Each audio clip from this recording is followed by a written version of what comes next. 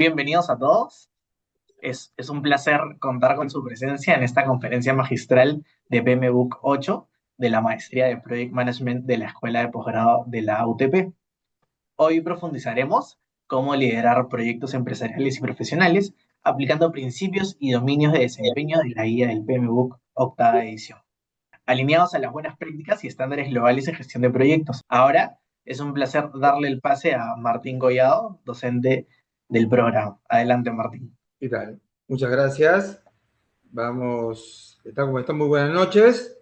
Vamos a compartir esta presentación, ¿sí? Que tiene que ver, pues, con la novedad, ¿sí? La aparición de la guía del cuerpo de conocimientos, ¿sí? De la gestión de proyectos, en su octava edición, conocida también como la guía del PMBOK.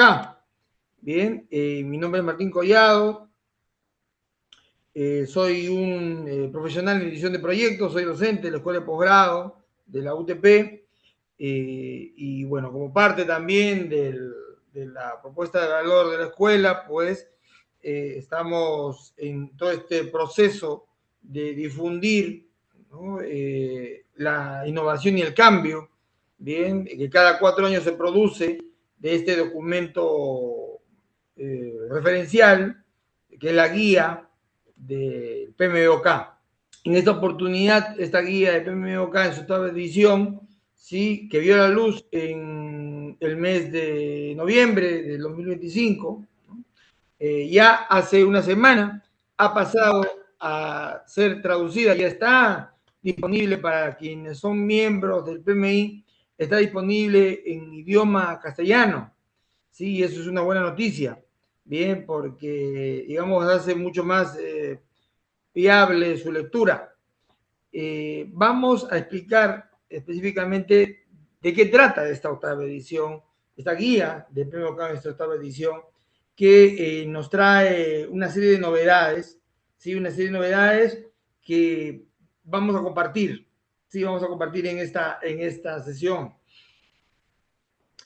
Así como todas las guías de referencia, ¿no? Que el PMI, el Project Management Institute, ¿no? A nivel global emite, la guía del PMBOK, ¿no? Que es por excelencia la madre de todas las guías, porque fue la primera en ser, digamos, históricamente diseñada, ¿no? Desarrollada. Cada 4 años viene siendo actualizada, ¿no? En esta octava edición ha pasado, sí, por una serie de revisiones, ¿no? Además de ser construida, ¿no? En un tiempo aproximado, 1 año y medio, 2 años, ha sido revisada por 48.000 especialistas o profesionales en dirección de proyectos a lo largo de todo el mundo. Ha recibido más de 12.000 observaciones, comentarios, consultas, mejoras que han sido incorporadas, ¿no? Dentro de la misma guía. Quien habla, así como estos especialistas, también ha participado dentro de la elaboración de estas consultas, de estas mejores adecuaciones, ¿sí? Y como tal, nos ha, digamos, compensado, ¿no? Mostrándonos un documento muy robusto, la cual dentro de todas las ediciones, ¿no? Es la más trabajada, la más madura, por así decirlo, ¿sí? Y dentro de todo el marco de referencia, viene a actualizar conceptos que se venían trabajando desde ediciones anteriores. Y vamos a verlos a continuación. Hay un salto sistémico, un salto, digamos, muy importante que se ha dado en esta octava edición, que no viene desde la anterior, sino viene desde las previas, inclusive. Para aquellos que conocen cuál es la realidad o cómo han ido evolucionando las guías, la sexta edición y anterior, desde la primera a la sexta, el modelo era netamente de procesos, era un esqueleto, una columna vertebral sólida, rígida, ¿no? Para algunos, según algunas apreciaciones, ¿sí? De cómo funciona un proyecto. En la séptima edición, este modelo rígido de procesos, de entradas, salidas, ¿sí? Muy prescriptivo, muy, digamos, articulado, y definido, pasó a ser un modelo más flexible, blando, pero demasiado blando para algunas apreciaciones también, porque elementos importantes como el cronograma, el alcance, digamos, se diluyeron dentro de toda una estructura eh, más, digamos, ágil, si queremos llamarlo así. En la octava edición se mantuvo, ¿no?, la agilidad de la séptima edición, pero se recuperó de manera muy importante la estructura central, el esqueleto, ¿no? Entonces, la octava edición es algo así como la evolución, ¿sí?, de la guía de proyectos. Es una guía que ahora tiene un esqueleto, una estructura, una columna vertebral, ¿no?, pero tiene un músculo. Entonces, así como evolucionan los vertebrados, la guía también ha evolucionado de esa manera, ¿no? Ya no es rígida como un cascarón que no permitía crecer, ¿no?, y tampoco muy blanda que no le permite sostenerse, sino tiene una estructura, ¿no?, que ha recuperado de la sexta edición, pero mantiene el dinamismo de la séptima edición. Entonces, ese equilibrio estratégico integra un mindset, un nuevo enfoque, que son 6 principios, vamos a verlos a continuación, que están refinados, ¿sí?, recogiendo los principios de la séptima edición y sintetizándolos, ¿no?, y 40 procesos, ¿no?, que así como recordaremos en la sexta edición que teníamos como un conjunto de 49 tantos procesos, ahora se han sintetizado en 40 procesos. 40 procesos tratables que permiten explicar la gestión de proyectos desde un nuevo enfoque, ¿sí?, en el cual lo que antes se conocían como áreas de conocimiento ahora son dominios de desempeño. Es decir, la octava edición ha evolucionado, ¿no?, para poder traernos un nuevo modelo de gestión, en el cual no solo sectores, digamos, rígidos o muy estructurados como la ingeniería, ¿no?, pueden ver proyectos, sino también puede acompañar a otros sectores no tan estructurados, ¿sí? Entonces, esta evolución de edición de proyectos nos trae incluso un nuevo léxico. Ya no hablamos del modelo rígido, ¿no?, orientados a esquemas globales, sino a esquemas adaptables incluso al entorno en el cual se desarrollan, con un elemento que amalgama toda la estructura del proyecto, que es el valor. Es decir, la gestión de proyectos ahora se impulsa a través del valor, a través del beneficio neto, sea económico o no, que recibe el cliente final. No solo el cumplimiento de las restricciones tradicionales de alcance, tipo y costo del producto, sino de lo que transmite el producto. Esto se resume en lo que llamamos la mentalidad de la nueva edición, los 6 principios. Y viene a ser ahora como el sistema nervioso del líder de proyectos, es decir, la guía de comportamiento del project manager y de su equipo. Además, el modelo que normalmente se conocía como grupos de procesos, ¿no?, que sonaba más a elementos aislados, se integran y se redenominan como 5 áreas de enfoque. Estas 5 áreas de enfoque sí van a estar alineadas a lo que justamente hablamos hace un momento, el valor, es decir, el beneficio. Ya no a la construcción de un producto que es natural, sino al beneficio que genera ese producto. Esto con el fin de facilitar que la mecánica de los 7 dominios y 40 procesos funcione como un músculo, como un sistema articulado, que ya no es rígido, sino que puede movilizar. ¿Esto qué permite?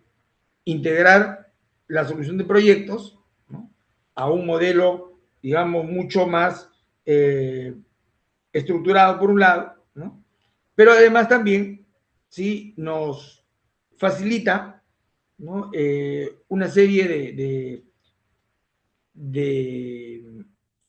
digamos, de elementos, ¿sí?, de elementos que nos van a ayudar, ¿no?, nos van a ayudar a entender mejor la gestión, ¿no? Vamos a verlos a continuación. El primero es la accesibilidad, ¿no?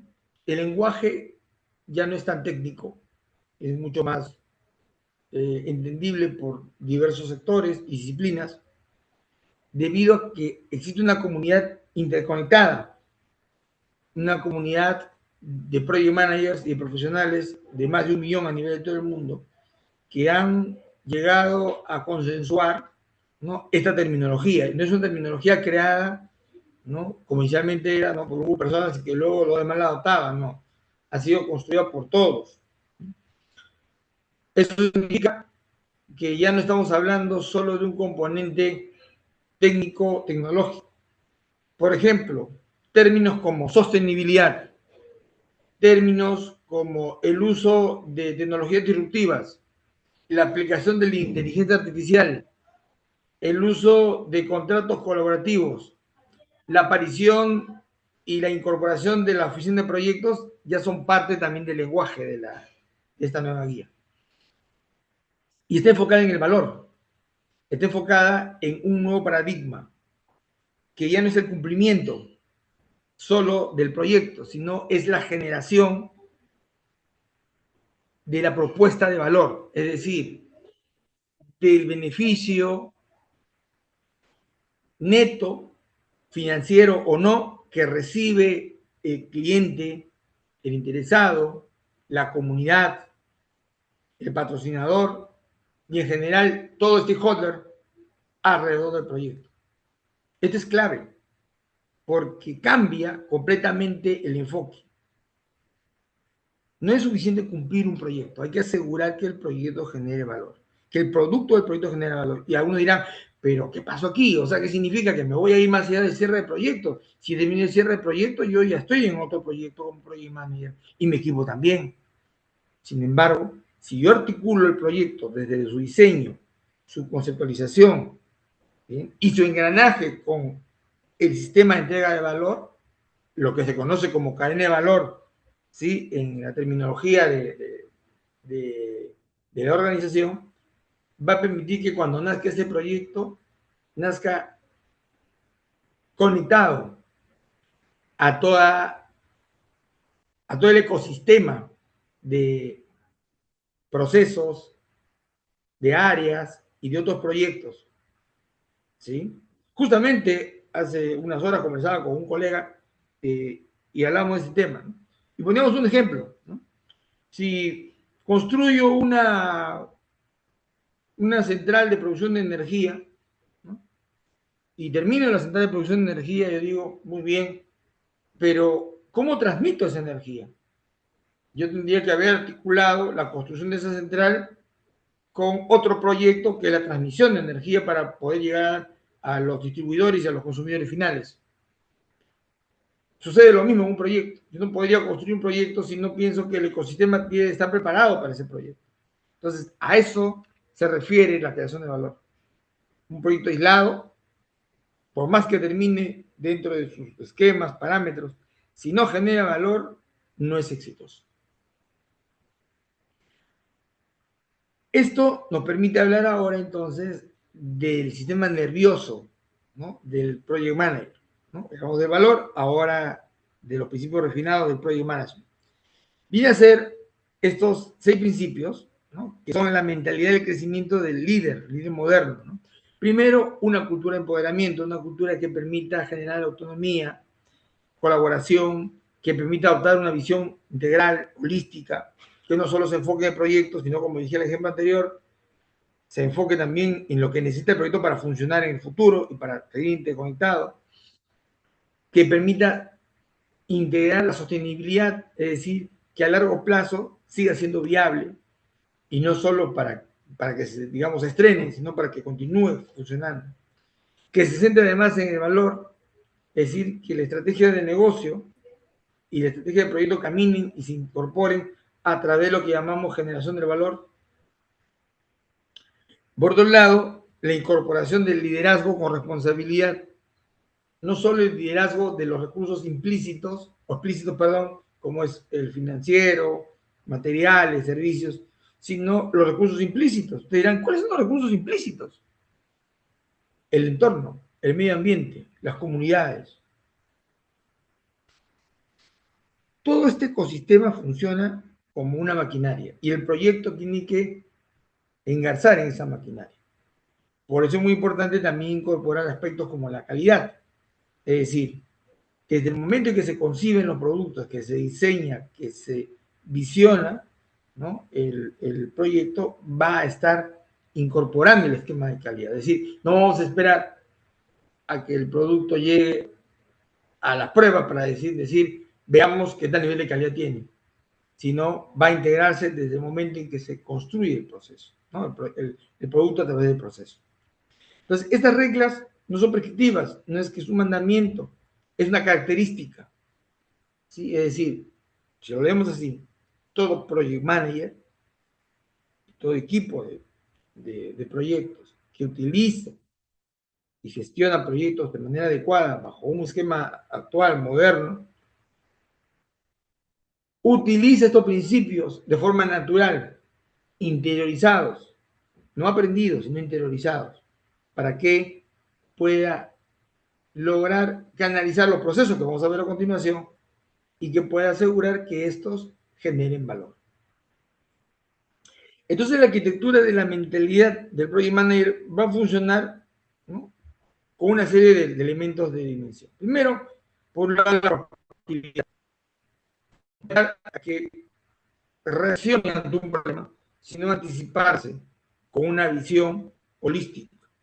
Responsabilidad para poder entender el entorno y poder asegurar que se siga manteniendo y siga funcionando de manera armónica, ¿no? O armoniosa con ese mismo entorno. Vale decir, recursos naturales, uso de energías, uso de energías renovables, la sostenibilidad misma, ¿sí? Todo esto va a ser, ¿no? Lo que viene a ser la economía circular, ¿no? Esto va a ser un modelo que va a permitir ser responsable con el uso de los recursos, ¿sí? Y la dimensión del impulso del valor. Entonces, el impulso del valor, finalmente, ¿no? La proactividad y la responsabilidad van a generar esta nueva mentalidad. Entonces, el insight para un profesional de dirección de proyectos es que pueda mantener ese equilibrio entre la atención dinámica de la exigencia del proyecto, la proactividad y la visión y anticipación a los riesgos y potenciales amenazas, y la responsabilidad por los recursos que utiliza el proyecto. Qué complejo se ha vuelto, o qué complejo se ha tornado la gestión de proyectos. ¿No?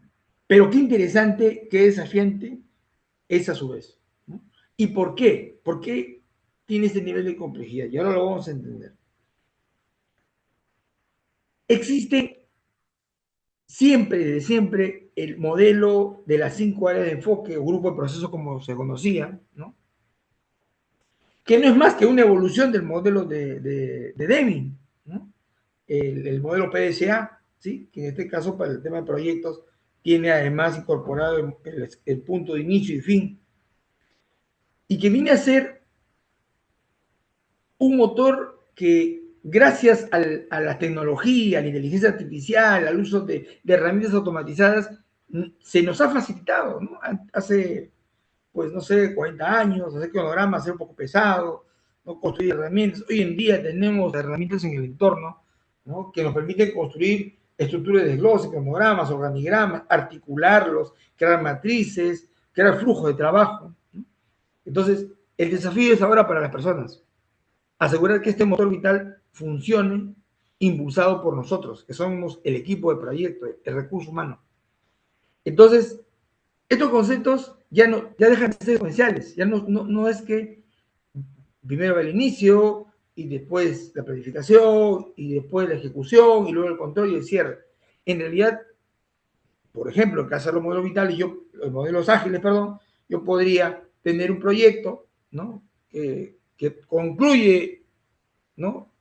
Bajo un marco ágil, ¿no? O un enfoque ágil, concluye en un sprint, por ejemplo, un proyecto, un marco Scrum, ¿no? Un enfoque de trabajo Scrum, ¿sí? E inicia en el siguiente sprint, ¿no? Entonces, no existe, digamos, una línea, sino un proceso recursivo, un proceso cíclico.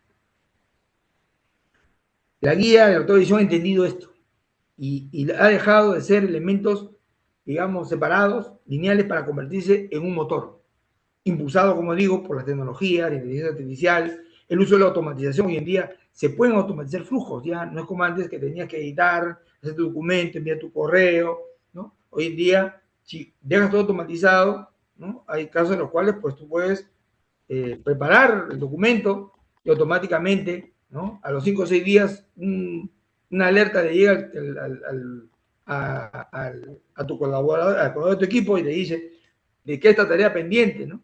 La terminas y la revisas y te dice, esta tarea tiene que ser revisada, o sea, facilita ese trabajo. Entonces, eso permite que seamos más dinámicos, ¿sí? Nos facilita, por un lado, la vida, pero nos pone otros desafíos. Y esos desafíos se muestran dentro de lo que llamamos ahora el músculo operativo, los 7 dominios de desempeño. Lo que antes se conocían como áreas de conocimiento, ahora son dominios de desempeño. Y algunos se han integrado, ¿no? Ya no vemos, por ejemplo, la integración como tal, porque está en todos, como vemos, es parte de la naturaleza del proyecto. Pero vemos un nuevo llamado gobernanza, ¿no? Que viene a ser conjunto de políticas, normas, procedimientos que nos sirven para poder delinear qué se hace primero, qué se hace segundo, qué se hace tercero. ¿Quién define la gobernanza? La organización misma, ¿no? ¿Cuáles son los pasos que debe seguir un proyecto? ¿Quién autoriza? ¿Quién permite? ¿Quién firma? ¿Quién controla? Otro principio importante es el alcance, y esto veníamos recogiéndolo ya de la sexta edición, ¿no? Que viene a ser todo lo que yo debo de construir, ¿no? Como producto y también como valor. O sea, desde el alcance ya pienso en el valor del producto. Y este alcance va a decantar en una estructura de desglose de trabajo que viene a ser el esqueleto del proyecto. Y ese esqueleto va a alimentar lo que llamamos el cronograma, que viene a ser, pues, digamos, la guía programática del proyecto, que me va a servir para ir avanzando en el tiempo y definiendo cada una de las fases que yo debo cumplir. Pero este cronograma no solo me va a servir para medir, digamos, el avance del proyecto y el desempeño en el tiempo, sino también va a ser base para lo que llamamos el esquema presupuestal, ¿sí? Que va a ser parte de las finanzas del proyecto. ¿Y por qué ahora se denomina finanzas y no costos? Porque la preocupación, como hablamos de valor, ya no solo es generar o asegurar el cumplimiento de un presupuesto, sino lograr el mayor valor posible, ¿no? Financieramente, pues hablamos de un mayor ROI posible o un mayor BAM posible. Entonces se incorpora el concepto financiero ahora en los proyectos de manera implícita, o explícita, mejor dicho. Pero no podemos dejar de lado lo que siempre se ha venido trabajando y pues comparto con muchos colegas y profesionales este concepto, que el tema de los interesados sigue siendo un elemento clave y hoy en día incorpora o absorbe lo que antes conocíamos como comunicaciones. Es decir, que los interesados y las comunicaciones van de la mano. En las ediciones iniciales, ¿no? Las comunicaciones era el área de conocimiento, luego se separó en dos, comunicaciones interesados, ¿no? Y ahora interesados absorbido comunicación. Es decir, sale a flote el verdadero nombre, como se dice, del área, ¿no? Que son los stakeholders, ¿no? Y nunca puede faltar los recursos, ¿no? No solo los recursos, hablamos de recursos humanos, sino recursos físicos, financieros y los recursos, como dije, son muy implícitos, los recursos naturales, el entorno, que hace sostenible un proyecto. Y finalmente, y para mí muy importante personalmente, es el riesgo. Porque todo proyecto llega a una zona de riesgo. No es que el riesgo llegue al proyecto. El riesgo está allí. Es una, si lo veo como amenaza, es una mina, ¿no? Que está allí. Y tú llegas a una zona minada. Entonces, el riesgo está presente, ¿no? Personalmente, como digo, para mí uno de los elementos prioritarios a analizar en un proyecto es el riesgo, ¿sí? E incluso muchos riesgos ya están predeterminados, ya se conocen, ¿no? O sea, no hay mucho análisis que hacer. Sin embargo, sí hay que tomar en cuenta la acción preventiva de esos riesgos. Entonces, este modelo operativo, estos 7 dominios, me hablan justamente de ese músculo operativo, que nos sirve para qué? Para integrar. Ya no son capítulos aislados, como pueden ver, están integrados, están correlacionados, porque los riesgos se incorporan al cronograma, se combinan en actividades, incorporan elementos en el alcance, hay un nuevo alcance, un nuevo elemento que construir. incorporan elementos en las finanzas, ¿sí? Por supuesto, hacen que aparezcan nuevos interesados. Entonces, ¿qué significa esto? Que funciona como un motor, ya deja de funcionar de manera aislada. Esto es muy importante, porque si lo desmenuzamos y lo desarticulamos, vamos a encontrar 40 procesos. 40 procesos, ¿no? Muchos rescatados de las ediciones sexta y anteriores, que nos van a servir, ¿sí? Para poder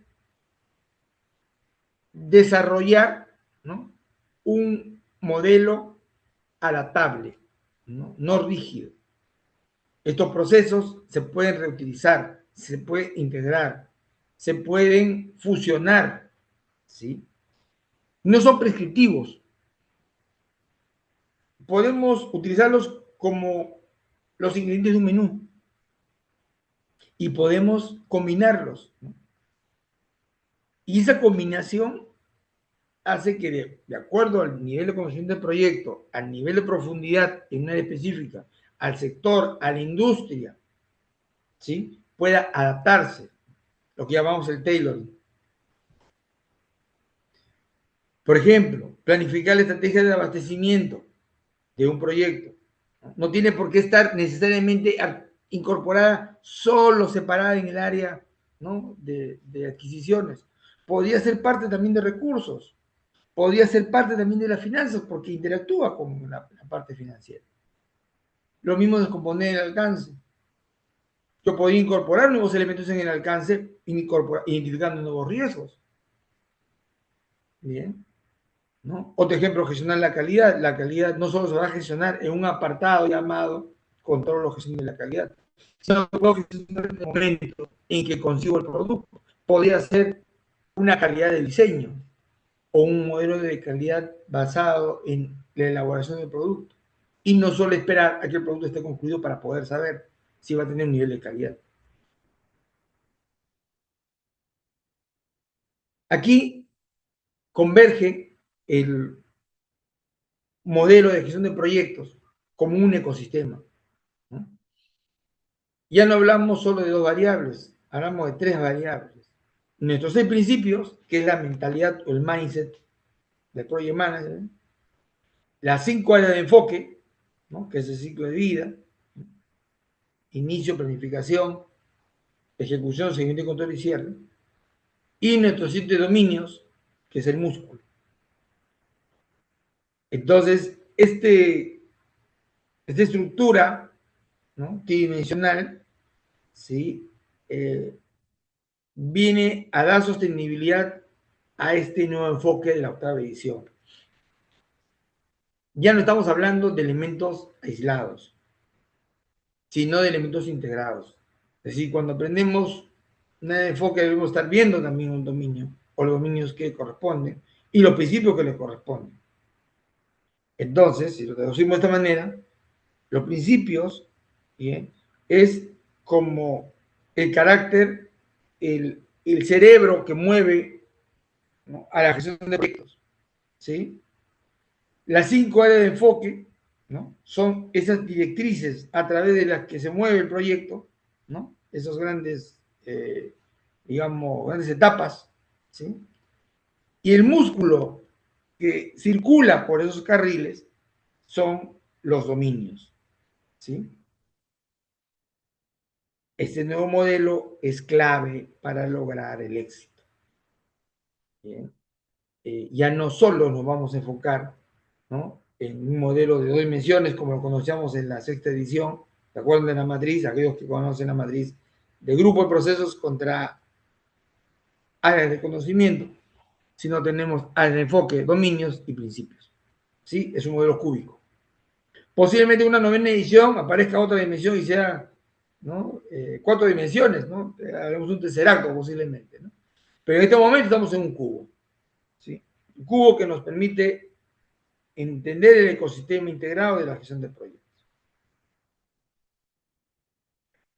Pero para que esto sea aplicable a los proyectos, no podemos tratarlo como un dogma, ¿sí? Que nos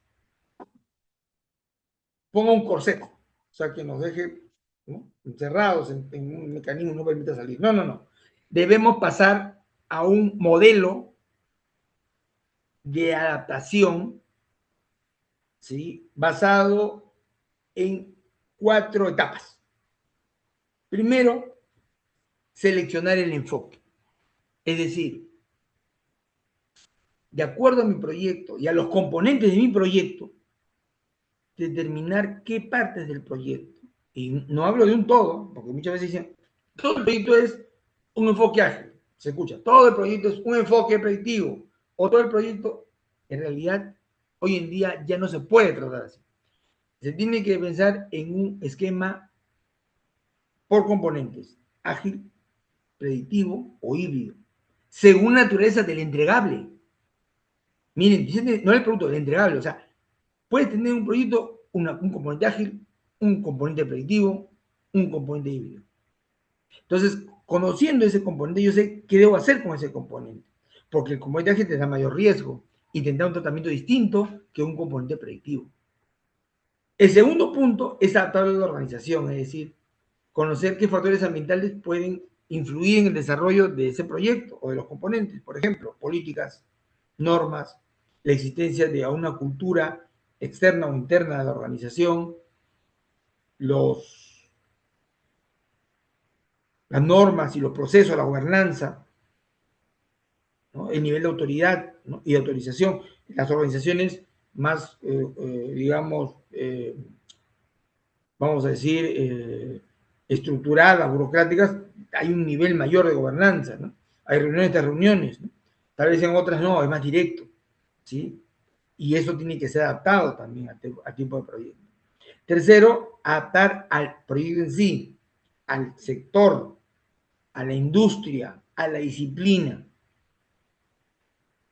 Es decir, calibrar qué procesos se adaptan mejor. Por ejemplo, las adquisiciones, como hablaba hace un momento, tendrán un comportamiento distinto en el Estado porque hay una norma, una ley de compras, mientras que en el caso de la privada tiene su propia normativa también.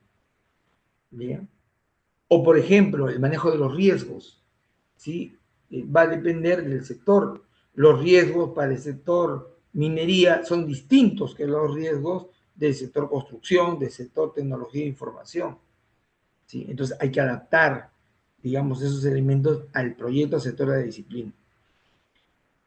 Y el cuarto punto, ¿no?, que viene a ser el modelo de mejora continua, es que ese enfoque de adaptación no se detiene allí, porque como cambia el entorno, cambian las políticas, cambian los interesados, y en general cambia todo el ecosistema.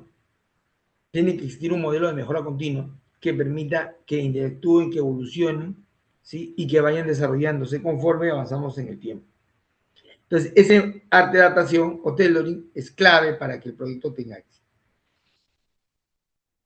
Y hay un concepto que, no es novedoso en realidad, pero sí incorporándose a la guía, porque antes se mantenía de una forma separada, ¿no?, que es la PMO.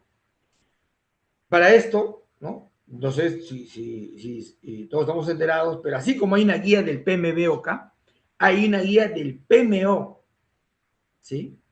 Uno la llama PMOBOK, que es la guía de las oficinas de proyectos. El PMI hasta hace unos años no entraba, digamos, digamos, en esa problemática, en ese desafío. Pero hubo digamos, un conjunto de iniciativas, ¿no?, paralelas al PMI, ¿no?, que desarrollaron un modelo de PMO, digamos, que fue creciendo cada vez más, ¿sí? Que nació justamente el PMI, pero ¿no?, digamos, se desarrolló fuera, ¿no?, que es el modelo PMO Value Ring, ¿sí? Impulsado por la empresa PMO Global Alliance, que luego, el año pasado, no, hace 2 o 3 años, se fusionó con el PMI, o sea, el PMI y Global Alliance fusionaron. Y ese modelo del PMI Value Ring, que antes era un modelo netamente de Global Alliance, pasó a incorporarse a los modelos de PMI, y PMI no solo lo adoptó, sino lo transformó, ¿no?, en una guía, ¿no? O sea, tenemos una guía de PMOs, así como una guía de proyectos, tenemos una guía de PMOs, ¿no?, para aquellos que son miembros, y los que no lo son, los invito a que sean miembros, ¿sí? y que puedan descubrir lo que trae esta nueva guía. La PMO viene a ser ahora un socio estratégico de la gestión de proyectos, un centro de excelencia que resuelve desafíos de todo tipo, comerciales, estratégicos, técnicos, tecnológicos, de gestión, y que buscan el éxito del proyecto.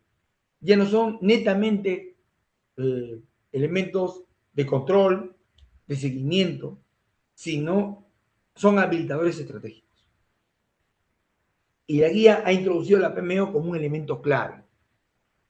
Por esa razón, ¿no?, dentro de los enfoques de la gestión de proyectos, la guía o la PMO como tal pasa a ser, digamos, un factor de éxito, un factor habilitador estratégico que conecta y ayuda a conectar al proyecto con la organización. Es una evolución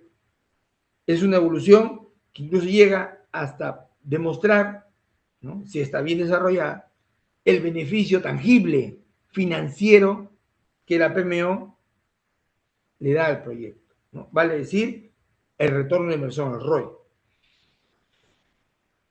Dicho esto, vamos a tener entonces un nuevo desafío, ¿no?, que es el nuevo perfil de liderazgo. El nuevo perfil de liderazgo viene a ser una forma de enfocar, ¿no?, el actuar del project manager, ¿sí?, y en general de todos aquellos que forman parte de la gestión de proyectos. Ya no buscamos solo ejecutar un proyecto, no estamos circunscritos solo al inicio y fin. Ahora vamos a alinear ese proyecto con la organización. Ya no es suficiente decirles, haz el proyecto y termínalo y conclúyelo y cumple estos objetivos. Mi alcance ahora como Project Manager es que cada actividad que desarrolle se articule con cada uno de los objetivos de la organización. Pero no solo esto, sino que en algunos casos existe una transformación. Y esto va a romper algunos paradigmas. Y algunos dirán, los proyectos exitosos generan valor y los que no son exitosos, pues no generan valor. Pues la noticia es que todos los proyectos generan valor. ¿Y cómo es esto? No entiendo, ¿cómo que todos los proyectos? O sea, ¿qué sucede aquí? El proyecto que no es exitoso te deja lecciones aprendidas. Te deja una información importante, una base de conocimientos, que si aprovechas adecuadamente te va a servir para poder mitigar, reducir, evitar riesgos futuros. Por ende, todo proyecto genera valor. Ahora ustedes dirán, sí, muy bien, me parece bien, ¿no?, para el cliente. Pero si les dijera que valor también se genera para el mismo miembro del equipo, porque cuando ingresas a un proyecto, tienes un know-how, una base de conocimientos y experiencia, y cuando sales tienes otra. Es decir, que reconfiguras tu comportamiento en función de los resultados del proyecto. Y eso ya nos dice que hay una transformación y una puerta se abre a un nuevo componente que viene a ser el comportamiento humano. Yo decía hace un tiempo, ahora decía que posiblemente en un futuro ya no estemos hablando del proyecto o de las áreas de conocimiento del proyecto, ¿no?, y de las áreas, o mejor dicho, de los enfoques organizacionales, ambientales, culturales, sino psicológicos, sino conductuales. Estamos entrando en un terreno en el cual la mente del project manager se puede reconfigurar. Y si reconfigura la mente del project manager, puede reconfigurar el proyecto. Eso viene a ser un enfoque de cambio, un gestor de cambio hacia el proyecto y hacia la organización. Y por último, la complejidad, ¿no? La complejidad que hasta hace un tiempo se veía como un factor disruptivo, como un factor innovador, como un factor... Hoy en día es el factor obligado. O sea, la complejidad está allí, no la puedes evitar, es como el oxígeno, la respiras, la vives. Entonces tienes que estar adecuado a esa complejidad. Y ese nuevo perfil nos trae una nueva noticia, que ya no estamos solos, tenemos un aliado, que sabemos aprovecharlo, podemos lograr muy buenos resultados y ser más eficientes. Digo un aliado, no un esclavo, y es la IA. La IA nos puede ayudar, no va a reemplazar nuestro trabajo, nos va a ayudar a ser más eficientes. ¿Y esto por qué? Porque la complejidad que hoy en día vivimos se da porque hemos estado acostumbrados a una noticia que de repente nos puede impactar. Estamos acostumbrados a funcionar con modelos ideales, abstractos, porque así nos han formado, ¿no? Normalmente todas las disciplinas tienen todo su modelo abstracto, toma solo ciertas variables y con esto funciona, ¿no? Como siempre comento, ¿no? La física ideal, ¿no? Un cuerpo es completamente esférico, un rozamiento del aire, la gravedad de centímetro por segundo al cuadrado y caes en 10 segundos, exacto. En la realidad, ni el cuerpo es esférico, hay rozamiento del aire, la gravedad no es un número exacto y hay otros factores que afectan esa caída. Lo mismo pasa en los proyectos. Ya no podemos pensar en un modelo exacto, predictivo, porque no va a funcionar. Necesitamos un modelo dinámico, incorporando esos factores, esas rugosidades, esos rozamientos, esos componentes, digamos, que generan fluctuaciones en el proyecto. Entonces, el rol de proyectos tiene que romper fronteras. Ya no pueden encasillarse, ¿no?, en una mera directiva. Cumple esos objetivos y termínalos. Porque no está cumpliendo su responsabilidad a cabalidad. Entonces, la guía del PMOK no cambia nuestra meta organizacional, sino viene a transformar la capacidad que tenemos para poder alcanzarlo. Nuestra función hoy en día, nuestra responsabilidad es ser ya no ejecutores, como incluso hasta la sexta o séptima incluso edición se planteaba, sino en ser líderes estratégicos del cambio, del diseño del nuevo modelo de gestión basado, ¿sí?, en las buenas prácticas de dirección de proyectos. Esto es en esencia lo que nos trae la guía de la octava edición.